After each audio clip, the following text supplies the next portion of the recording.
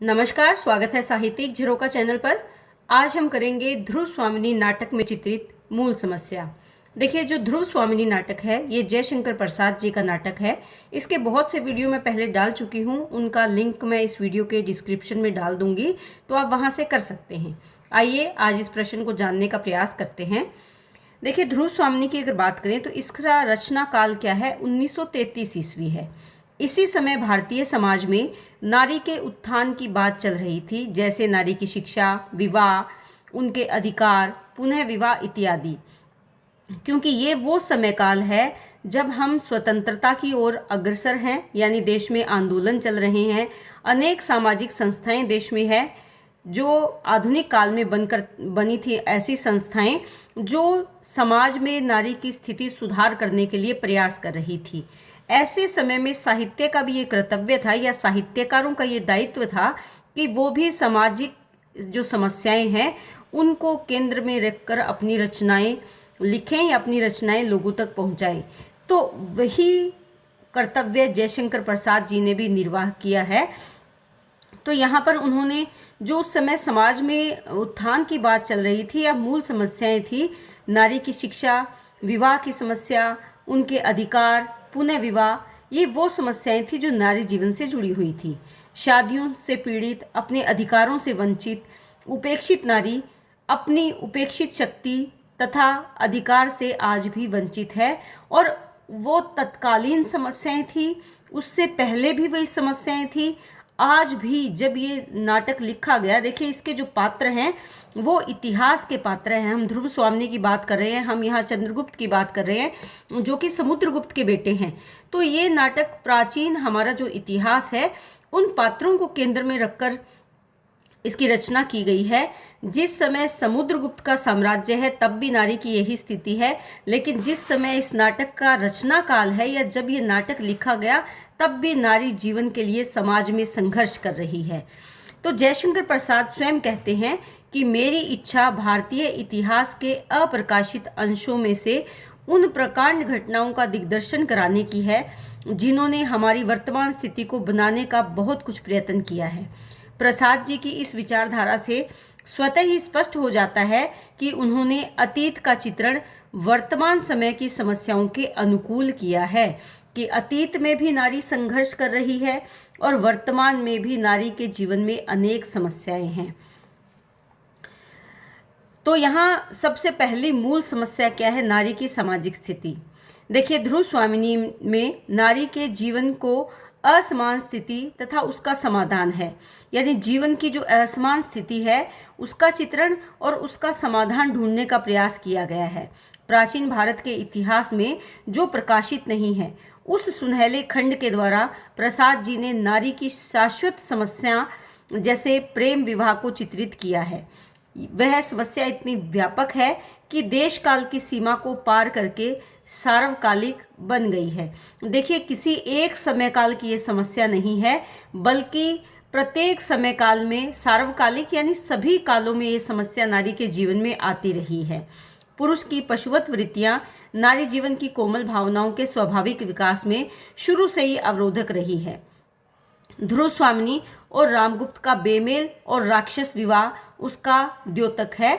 देखिए, राक्षस विवाह क्या होता है, जो माता पिता की आज्ञा के बिना संपन्न किया जाए। तो बेमेल, मेल नहीं है। रामगुप्त एक कलीव राजा है, दुष्ट राजा है, अपने भाई के अधिकारों को छीन कर वो राजगद्दी पर बैठ जाता है और ध्रुव स्वामिनी के ना चाहते हुए भी वो उससे विवाह कर लेता है। राजनीतिक कारणों से चंद्रगुप्त ध्रुव स्वामिनी से विवाह करना चाहता है, लेकिन दोनों के विचारों में विषमता बनी रहती है। रामगुप्त ध्रुव स्वामिनी को अपना नहीं बना पाते हैं। इसका कारण यह है कि वह डरपोक, विलासप्रिय और इसी स्वभाव के कारण वो शंकालु बन जाता है। यानी जो रामगुप्त है वो कैसा है, डरपोक है, विलासप्रिय है और उसका स्वभाव कैसा है, शंकालु है। जब हमने ये नाटक की व्याख्या करी थी तो मैंने बड़े विस्तार से ये बताया था कि रामगुप्त, जब इस नाटक की शुरुआत होती है तभी हमें पता चल जाता है कि रामगुप्त और ध्रुव स्वामिनी पति पत्नी होते हुए भी उस वैवाहिक बंधन का पालन नहीं कर पाते हैं। रामगुप्त के मन में ये शंका है कि ध्रुव स्वामिनी चंद्रगुप्त से प्रेम करती है, लेकिन ऐसा नहीं हो पाता कि वो उसके मन के भावों को नहीं समझ पाता। देखिए, राजनीतिक कारणों से चंद्रगुप्त ध्रुव स्वामिनी से विवाह करता है। यहाँ थोड़ा सा टाइपिंग मिस्टेक है, रामगुप्त ध्रुव स्वामिनी से विवाह करता है। राजनीतिक कारण क्या है? क्योंकि वो गद्दी पर बैठना चाहता है। और ध्रुव स्वामिनी के संबंध में समुद्रगुप्त ने ये उसके पिता को वचन दिया था कि जो गद्दी पर बैठेगा वही ध्रुव स्वामिनी से विवाह करेगा। तो यहाँ आप इस बात पे ध्यान दें कि रामगुप्त ध्रुव स्वामिनी से विवाह करता है, लेकिन दोनों के विचारों में विषमता बनी रहती है। क्यों? क्योंकि जो रामगुप्त है वो कैसे स्वभाव का है? शंकालु स्वभाव का व्यक्ति है। रामगुप्त सुरा और सुंदरियों की भीड़ में दिन रात व्यस्त रहता है, जिसके परिणाम स्वरूप शकराज के आक्रमण के जाल में वो फंस जाता है और संधि प्रस्ताव को मानने के लिए बाध्य हो जाता है। राजा की मर्यादा, पुरुषत्व, मानवता तथा पति की नैतिकता को कलंकित करने वाला प्रस्ताव मानने वाला रामगुप्त अपनी पत्नी ध्रुव स्वामिनी को शकराज के पास जाने का आदेश देता है, क्योंकि शकराज क्या शर्त रखता है कि ध्रुव स्वामिनी और सामंतों की जो पत्नियां हैं उन्हें उपहार के स्वरूप में कहाँ भेज दे? शक दुर्ग में भेज दे। और रामगुप्त इस बात के लिए तैयार हो जाता है। उस समय नारी का सम्मान बेचैन हो जाता है। पत्नी होने की दुहाई देती हुई ध्रुव स्वामिनी अपनी रक्षा की दुहाई देती है। वो उसे के सामने गिड़गिड़ाती है कि मैं तुम्हारी पत्नी हूँ और तुम्हारा ये कर्तव्य बनता है कि तुम मेरी रक्षा करो। लेकिन रामगुप्त ये कहकर उसकी बात मानने से इनकार कर देता है कि राज्य की सुरक्षा सर्वोपरि है। लेकिन रामगुप्त उसकी प्रार्थना पर तनिक भी ध्यान नहीं देता। रचनाकार ने ध्रुव स्वामिनी और रामगुप्त के बेमेल विवाह के दुष्परिणाम दिखाने के साथ ही कोमा और शकराज के प्रेम प्रसंग के माध्यम से नारी समस्या का एक अन्य चित्र भी उपस्थित किया है। तो इससे हमें क्या पता चलता है कि उस समय समाज में, जिस समय का ये प्रसंग है अर्थात ऐतिहासिक समय काल में भी, और जब 1933 में ये नाटक लिखा गया उस समय भी, और अगर वर्तमान समय में देखें तब भी नारी के जीवन में ये सभी प्रकार की समस्याएं स्वाभाविक रूप से चली आ रही हैं। इनकी ओर सुधार करने का प्रयत्न हो रहा है, लेकिन वो प्रयत्न पूर्ण नहीं है। तो ऐसी समस्याएं जो नारी के जीवन से जुड़ी हुई है, उन समस्याओं का चित्रण कर दिया। देखिए, इस नाटक का जो नामकरण है वो भी नायिका के नाम पर यानी ध्रुव स्वामिनी के नाम पर किया गया है। तो सबसे मूल समस्या क्या है? नारी की सामाजिक स्थिति, कि समाज में उसे वो मान सम्मान नहीं है, वो अधिकार नहीं है, उसको अपने जीवन के निर्णय करने की स्वतंत्रता नहीं है, जो कि उसका व्यक्तिगत अधिकार है और वो उसे मिलना चाहिए। अगर उसके अपने पति के साथ तालमेल वो नहीं बैठा पाती है तो उसको ये अधिकार है कि वो उस पति को त्याग दे या उससे तलाक की व्यवस्था होनी चाहिए, जिससे कि वो उससे मुक्ति प्राप्त कर सके। तो इन समस्याओं को जो नारी के जीवन से जुड़ी हुई है मुख्य रूप से इस नाटक में चित्रित किया गया है। दूसरी समस्या अगर बात करें तो वो क्या है? राष्ट्र अध्यक्ष की समस्या। देखिए, एक राष्ट्र को चलाने के लिए, उसको सही दिशा में ले जाने के लिए, उसकी उन्नति और विकास के लिए एक ऐसे अध्यक्ष की आवश्यकता होती है जो सही समय पर उचित निर्णय ले सके, अपनी जनता या अपनी प्रजा का पालन कर सके, उनका पोषण कर सके और अपने राज्य को कुशलता से संभाल सके। लेकिन इस नाटक में हम देखते हैं कि रामगुप्त धोखे से राजा बन जाता है, लेकिन क्या वो राज्य को संभाल पाता है? यहाँ तक कि वो अपनी पत्नी के जीवन में भी कोई सुधार नहीं कर पाता। उसके जीवन को भी वो बिल्कुल निरर्थक और बेकार बना देता है जब उसे उपहार के रूप में शकराज के पास भेजने के लिए तैयार हो जाता है। तो ऐसी समस्या कि एक राष्ट्र के लिए एक ऐसे अध्यक्ष की आवश्यकता है जो उसे सही दिशा और विकास की ओर ले जा सके। प्रसाद जी की विचारधारा कैसी है? राष्ट्रवादी है। इसीलिए उन्होंने इस समस्या को एक देश के राजा से जोड़ते हुए राजनीतिक समस्या के रूप में चित्रित किया है। यदि किसी राष्ट्र का शासक विलासी, अकर्मण्य, अत्याचारी एवं भ्रष्ट हो तो देश निर्बल हो जाता है। इस निर्बलता के परिणाम स्वरूप देश की शांति व्यवस्था भंग रहती है, अस्थिरता एवं अनिश्चय का वातावरण बन जाता है और बाहरी आक्रमण की संभावना बढ़ जाती है। और शकराज ने भी तो यही किया। शकराज को पता था कि रामगुप्त एक अच्छा राजा नहीं है, वो कायर है, और उसने मौके का जो उसे सुनहरा अवसर मिल रहा था उसका फायदा उठाने की कोशिश की। रामगुप्त ऐसा ही शासक है, वो अनाचारी है, दुराचारी और कलीब था। दिन रात मदिरा और सुंदरी के मायाजाल में पड़कर उसने देश की गरिमा को, वीरों के पुरुषत्व को दांव पर लगा दिया और अपनी पत्नी को घृणित संधि शर्तों के आधार पर शक शिविर में भेज देता है।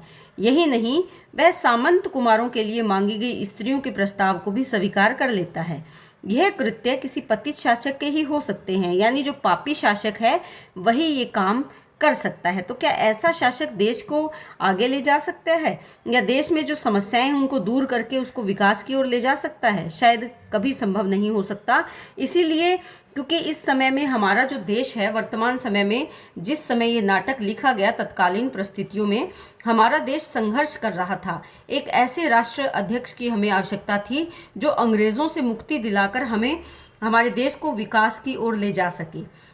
प्राचीन ऐतिहासिक समय में भी ऐसी समस्याएं थी और तत्कालीन समय में जो परिस्थितियां थी उनमें भी ये समस्या सामने आ रही थी। ऐसे में ये नाटक राष्ट्र अध्यक्ष की समस्या को उजागर करने का कार्य भी कर रहा है। कविवर प्रसाद जी का अपना मत है कि शासक चाहे सकराज जैसा उद्दंड प्रतिशोध लेने को आतुर, दुर्विनीत, अस्थिर विचारों वाला हो या रामगुप्त जैसा कायर, विलासी, कलीव हो, राज्य के शासन का अधिकारी वो नहीं है। यानी राजा का कर्तव्य वो नहीं पूरा कर सकता, क्योंकि वो कैसा है, वो उद्दंड है, बदला लेने की भावना है उसमें, व्यक्तिगत प्रतिशोध का भाव है उसमें, और उसमें ऐसा कोई भाव नहीं है जो जनता के सामने प्रेरणादायक हो या जनता को प्रेरित कर सके।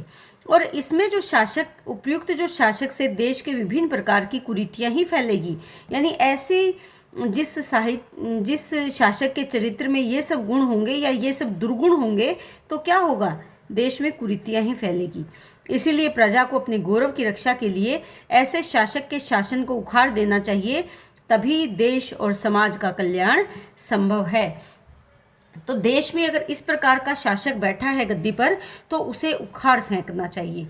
अंग्रेज सत्ता को उखाड़ फेंकने के लिए जो प्रयास है, जो प्रेरणादायक विचार हैं, वो भी इस नाटक के माध्यम से स्पष्ट हो रहे हैं। अंत में निष्कर्ष रूप से कह सकते हैं कि ध्रुव स्वामिनी की मूल समस्या नारी की सामाजिक स्थिति और उसका समाधान है। नारी की आत्मनिर्भरता तथा स्वावलंबन पर आधारित मोक्ष। दूसरी राजनीतिक समस्या का समाधान है राज्य का परिवर्तन, यानी राज्य में बदलाव होना चाहिए, सत्ता में बदलाव होना चाहिए, परिवर्तन होना चाहिए। उसी से नारी का जीवन भी सामाजिक स्तर पर सुधारा जा सकता है और उसी से राजनीतिक जो सत्ता है या राजनीतिक जो विचारधारा है उससे राज्य की समृद्धि संभव है। प्रसाद जी ने, ध्रुव स्वामिनी ने दोनों समस्याओं का प्रतिपादन और समाधान किया है। देखिए, इसके साथ साथ अगर देखें तो धर्म के माध्यम से भी उन्होंने इस बात को उजागर करने का प्रयास किया है। मिहिर देव जो हैं वो कहते हैं, और बाद में जब सभा बुलाई जाती है वहाँ विद्वान जन इकट्ठे होते हैं तो वो ये निर्णय लेते हैं कि धर्म में ऐसा कोई नियम नहीं है कि नारी की प्रताड़ना हो, उसका पति उस पर अत्याचार करे फिर भी वो उसकी पत्नी बनी रहे। उसे ये अधिकार है कि वो उससे मोक्ष की प्राप्ति ले सकती है या उसे मोक्ष मिल सकता है, यानी उस संबंध से वो मुक्त हो सकती है। तो यहाँ धर्म को भी आधार बनाया गया है, क्योंकि भारतीय समाज में धर्म को विशेष महत्व दिया जाता है। तो ये मूलतः दो समस्याएं हैं जिनको इस नाटक में चित्रित किया गया है, ताकि ऐतिहासिक परिस्थितियों के आधार पर तत्कालीन परिस्थितियों का चित्रण किया जा सके और उसका समाधान भी समाज के सामने प्रस्तुत किया जा सके। तो उम्मीद करती हूँ ये प्रश्न आपको बहुत अच्छे से समझ में आया होगा। इसी तरह चैनल से जुड़े रहें, लाइक, शेयर, सब्सक्राइब ज़रूर करें। बहुत बहुत धन्यवाद।